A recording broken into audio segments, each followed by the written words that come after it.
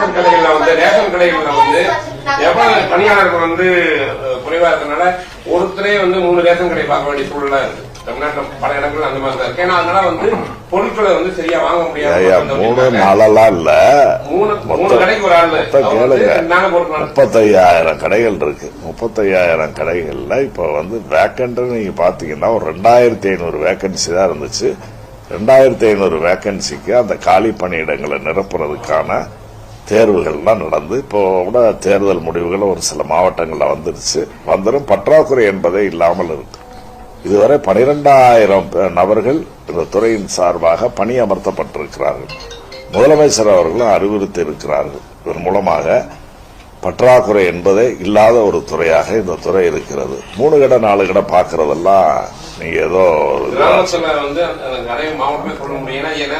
இல்ல, அதுக்கு வாய்ப்பே இல்ல.